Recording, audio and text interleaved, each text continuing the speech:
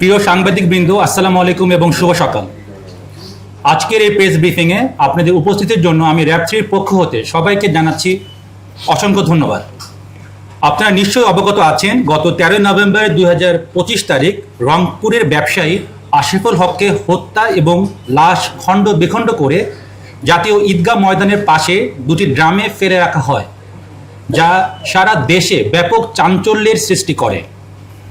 উক্ত মামলার প্রধান আসামি জরেজের কথিত প্রেমিকা শামীমা আক্তার কোহিনুর, বয়স 33, পিতা বাচ্চু মিয়া, থানা লাকসাম, জেলা কুমিল্লাকে গত 14 নভেম্বর 2025 তারিখ সকালে একটি বিশেষ অভিযান পরিচালনা করে তার নিজ বাড়ি হতে র্যাব কর্তৃক গ্রেফতার করা হয়।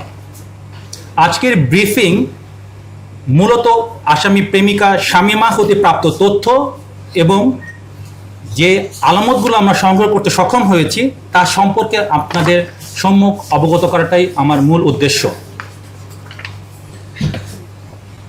গ্রেফতারকৃত আসামি শামীমা আক্তার কোহিনুরের দেওয়া তথ্য মতে ও তার মোবাইল ফোন বিশ্লেষণে আমরা জানতে পারি, হত্যাকাণ্ডের প্রধান আসামি জরেজের সাথে তার 1 বছরের অধিক সময় ধরে প্রেমের সম্পর্ক ছিল।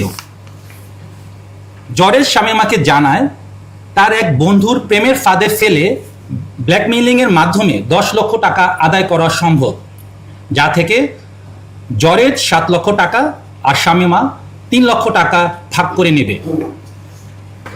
উক্ত পরিকল্পনা অনুযায়ী শামীমা ভিকটিম আশরাফুল ইসলামের সাথে 1 মাস পূর্ব হতে মোবাইল ফোনে যোগাযোগ শুরু করে এবং তাকে তার প্রতি আকৃষ্ট করার চেষ্টা অব্যাহত রাখে। তারই ধারাবাহিকতায় মোবাইল ফোনে তাদের নিয়মিত অডিও এবং ভিডিও কল চলতে থাকে। পরবর্তীতে গত 11 নভেম্বর 2025 তারিখ রাত 8টায় জরেজ ভিকটিম আশরাফুলকে নিয়ে ঢাকায় রওনা করেন।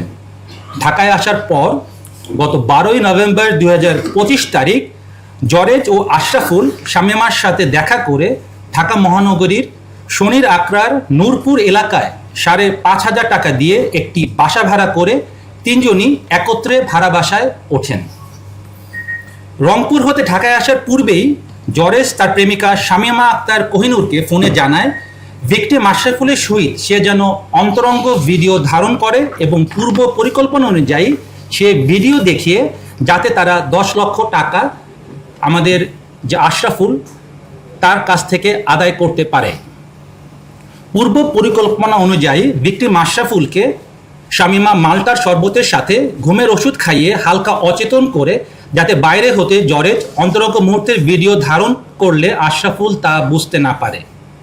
পরবর্তীতে যখন একান্ত সময় কাটায় তখন জরেজ বাইরে হতে ভিডিও ধারণ করে থাকে এবং উক্ত ভিডিও আপনাদের সামনে যে মোবাইল আমরা জব্দ করেছি তাতে আমরা পাই এবং ওই অশ্লীল ভিডিওগুলো ধারণ করে সে পরবর্তীতে ব্ল্যাকমেইলিংয়ের একটা চেষ্টা করে বলে আমরা বুঝতে পারি।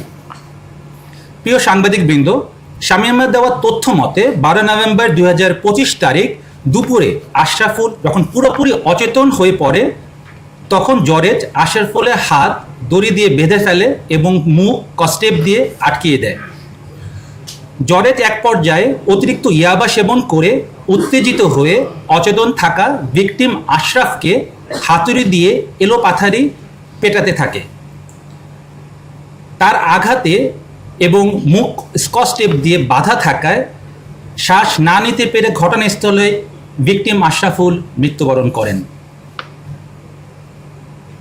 আশ্চর্যের বিষয় যে একই ঘরে জরেজ এবং শামীমা সেই লাশের সাথেই সেই রাত্রিটি যাপন করেন। পরবর্তী দিন অর্থাৎ 13 নভেম্বর 2025 তারিখ আশরাফুলের মৃতদেহ গুম করার উদ্দেশ্যে জরেজ নিকটস্থ বাজার হতে চাপাতি ও 2টি ড্রাম কিনে আনেন। জরেজ চাপাতি দিয়ে লাশটিকে মূলত 26টি টুকরো করেন এবং 2টি নীল রঙের ড্রামে ভরে রাখেন। সিসিটিভি ফুটেজ বিশ্লেষণ করে আমরা যেটা দেখতে পাই যে বাসা থেকে দুপুর 2টা 43 একটি সিএনজি ভাড়া করে ড্রাম দুটি সিএনজিতে নিয়ে দুপুর 2টা 52 তারা বাসা হতে রওনা করেন। পরবর্তীতে সিসিটিভি ফুটেজে যেটা হাইকোর্ট প্রাঙ্গণে, সেখানে আমরা দেখতে পাই 3:13 হাইকোর্ট মাজার গেটের নিকট আসলে রাস্তায় আইন শৃঙ্খলা বাহিনীর তৎপরতা দেখে লাশ ভর্তি ড্রাম দুটি হাইকোর্টের পানির পাম্প সংলগ্ন একটি ফাঁকা জায়গায় প্রধান সড়কের পাশে একটি বড় গাছের নিচে রেখে তারা অতি দ্রুত হাইকোর্ট এলাকা হতে একটি অটোযোগে সায়দাবাদের উদ্দেশ্যে চলে যান। সায়দাবাদ যাওয়ার পর জরেজ শামীমাকে কুমিল্লায় চলে যাবার ব্যাপারে বলেন এবং নিজে সে রংপুর চলে যাবেন বলে শামীমাকে অবহিত করেন। সে অনুযায়ী শামীমা কুমিল্লা তার নিজ বাড়িতে গমন করেন এবং জরেজের সাথে তার যোগাযোগ সম্পূর্ণভাবে বিচ্ছিন্ন করে দেন। প্রিয় সাংবাদিকবৃন্দ, শামীমা দেওয়া তথ্য মতে ভিকটিমে আশরাফুলের রক্তমাখা সাদা রঙের পায়জামা পাঞ্জাবি সহ হত্যার কাজে ব্যবহৃত দড়ি, স্কচটেপ, গোলগলা গেঞ্জি এবং একটি হাফ প্যান্ট একটি বস্তার ভিতর মুখ বাঁধা অবস্থায় শনির আক্রাস্থ নূরপুর এলাকা হতে র্যাব 3-এর একটি আবেদনিক দল উদ্ধার করতে সক্ষম হয়। এছাড়াও তার মোবাইল যেগুলো আমরা পেয়েছি তার থেকেও আমরা বিভিন্ন আলামত, আমরা যে ভিডিওগুলি সে ধারণ করেছে এবং নগ্ন ভিডিও এবং ছবি, সেগুলো আমরা উদ্ধার করতে সক্ষম হয়েছি। এখানে উল্লেখ্য যে শামীমার দেওয়া তথ্য অনুযায়ী মূলত ব্ল্যাকমেইলিং করাটাই এবং টাকা উপার্জন করাটাই এই ঘটনার মূল উদ্দেশ্য ছিল। তবে জরেজ কর্তৃক নৃশংসভাবে হত্যাকাণ্ডের পিছনে কোনো পূর্ব শত্রুতা আছে কিনা কিংবা পরকীয়ার কোনো বিষয় রয়েছে কিনা তা মূল আসামি জরেজকে জিজ্ঞাসাবাদে বেরিয়ে আসবে বলে আমরা মনে করছি। ধৃত আসামিদের বিরুদ্ধে পরবর্তী আইনানুগ ব্যবস্থা গ্রহণের জন্য শাহবাগ থানায় হস্তান্তর করা হয়েছে। ধন্যবাদ।